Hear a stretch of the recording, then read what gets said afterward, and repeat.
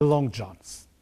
Typically, and especially in America, granting vast numbers of mortgages to people who can't afford them on properties which are diminishing in value. It's a so-called subprime situation, yes, the subprime market. Yes. How does that work, in fact? Well, imagine, if you can, say, an unemployed black man sitting on a crumbling porch somewhere in Alabama in his string vest, and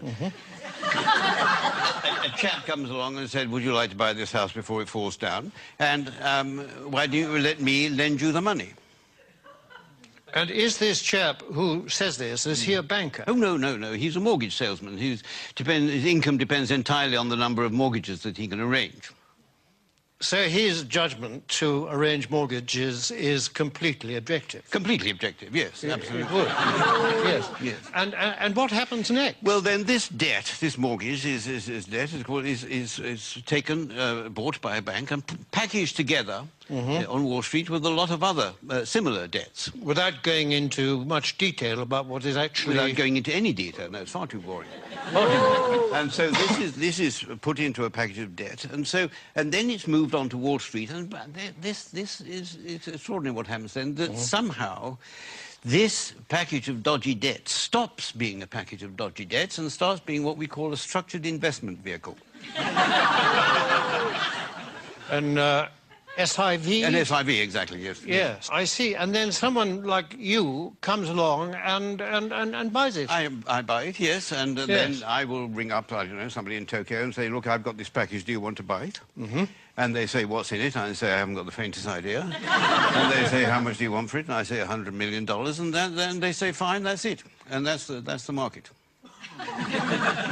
And presumably, this package, I mean, that kind of thing can happen several times to the same yes, it could package. Possibly, yes. And every time it does, of course, then you, or someone like you, will get a fee and a markup. And a profit, yes. And so well, you can't expect us to do it for nothing. It's hard work, maybe.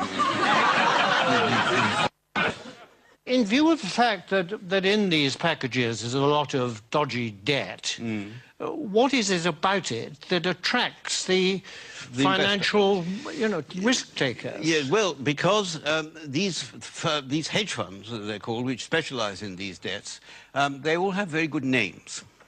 You mean they're responsible companies? No, I don't know. It's nothing to do with their reputation. They have actually very, very good names. The names they think up for them are very good. I'll give you an example. There's a very well-known American Wall Street firm called Bear Stearns, who have two of these hedge funds which specialise in these mortgage debts. And they lost so much money, lost so much of its value, that Bear Stearns announced that they would have to put in $3.2 billion into one of the funds to try and keep it afloat. $3.2 billion? 3.2 billion, yes. And even then they said the investors couldn't get any money out of it and they were going to let the other fund go.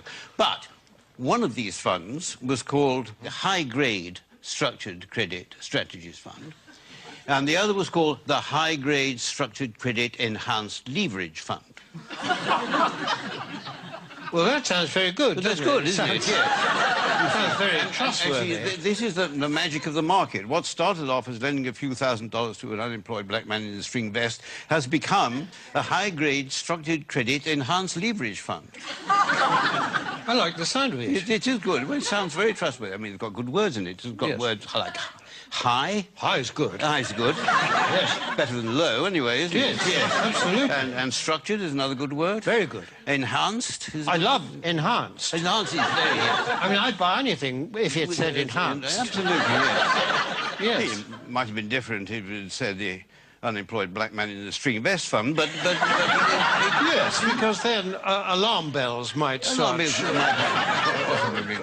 to ring. But despite these very plausible names, surely the reality is that the people that lent all this money have been incredibly stupid. Oh, no. The reality is that what was stupid is, for at some point, somebody asked how much money these houses were actually worth. I mean, if they hadn't bothered to ask that question, then everything would have gone on as perfectly normal. But unfortunately, they did. I see, but now, you see, people are saying the crisis is likely to turn into financial meltdown. I mean, can that be avoided? It can be avoided, provided that governments and central banks give us, the financial speculators, back the money that we've lost. But isn't that rewarding greed and stupidity? No, no. It's rewarding what the Prime Minister Gordon Brown called the ingenuity of the markets. That is You see, and we don't want this money to spend on ourselves. We want this money just to go into the market so that we can carry on borrowing and lending money as if nothing had happened without thinking too much about it. Yes, but if the worst came to the worst and you didn't get this money, what then?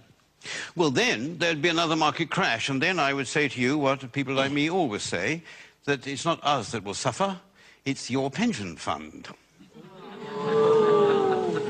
Thank you very much, George Parr. A pleasure. Soa a coisa conhecida, não soa? Pois soa, isto é muito bem explicado. Não é preciso dizer mais nada. Até para a semana.